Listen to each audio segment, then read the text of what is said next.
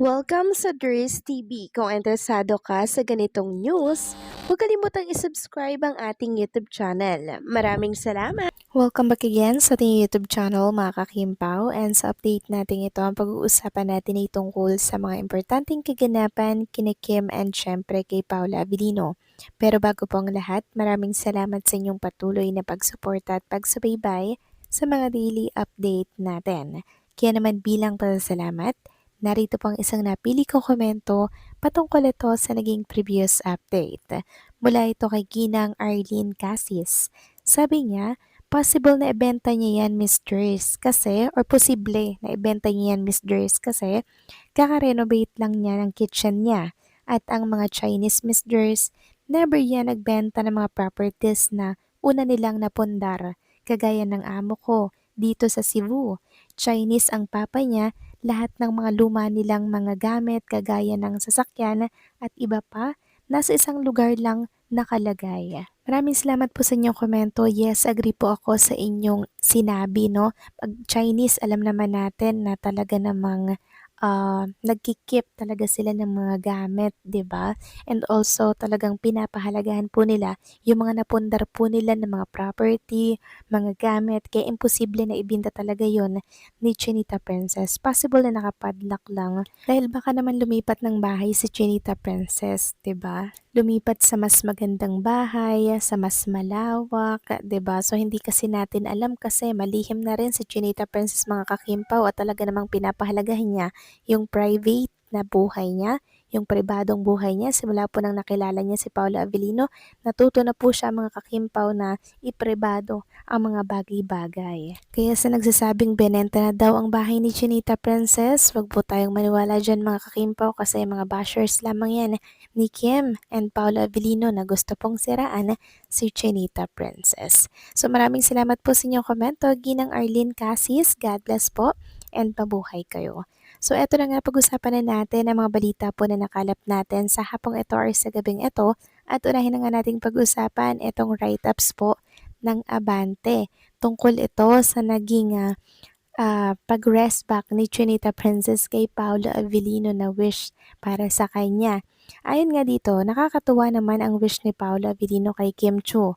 Sinabi niya ito sa last leg ng world tour ng Love Kim Pao. Sa ni Paulo, "My wish for you is I hope you get to be stress-free in the next couple of months and years." Mabilis naman ang naging tugon ni Kim or Kimi na tila bet niyang maging itlog. Say niya, "Huy, daig ko pa yung mga itlog na binibenta sa grocery, yung organic raised in a stress-free environment." Ikinatuwa naman ito ng mga fanay. Mabilis daw makaisip ng joke ang actress at nagagawa niyang mapatawa ang audience.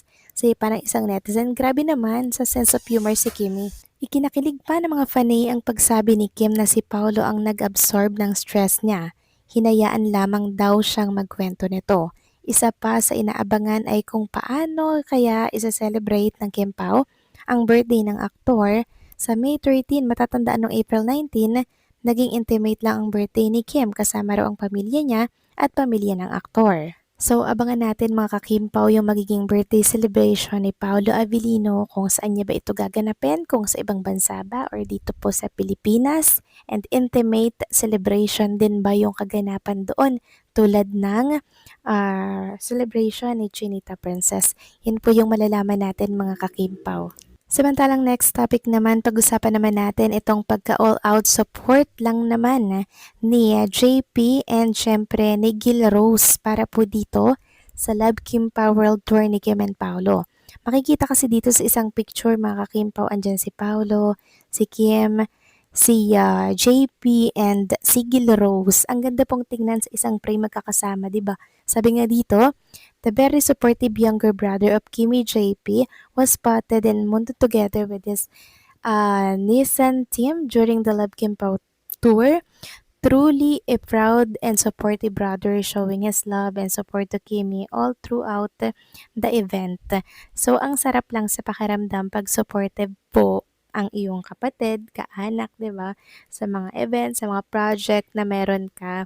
Kaya naman na si Chinita Princess, 'di ba, mga kakimpaw, ay hindi po nauubusan ng lakas, laging may energy kasi ang dami pong mga kaanak, malalapit po sa kanya ang sumusuporta po sa kanya and syempre nagmamahal at nagpapalakas po ng kanyang kalooban. And oo nga pala mga kakimpaw, sa mga nagtatanong po ha ng birthday celebration ni Paolo Avellino mga kakimpaw, meron ako nasahagap na sa ibang bansa daw gaganapin yung birthday nitong si Paolo Avellino kasi anong araw na ba ngayon mga kakimpaw?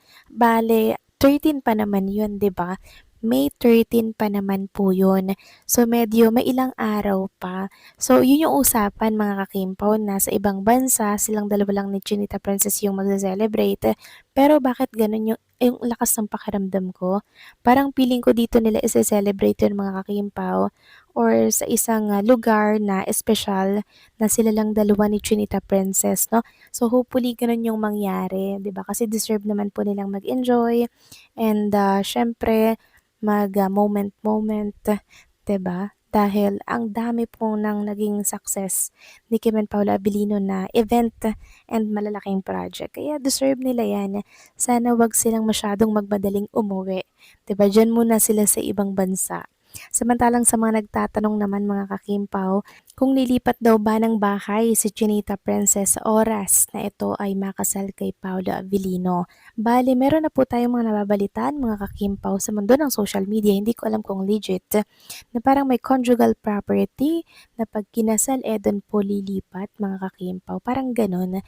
Kasi syempre mas maganda pong tumira mga kakimpaw after ng kasal sa talagang bagong tayong bahay, tapos yung plano, kayo yung dalawang nasunod mga kakimpaw sa plano, sa design, sa ambience, 'di ba? Yun po kasi yung maganda at perfect for Kim and Paolo. And sana mas malaki na din para nang sa ganun ay pag nagkaroon po sila ng mas malaking pamilya, 'di ba? Hindi mag-adjust yung space nila mga kakimpaw.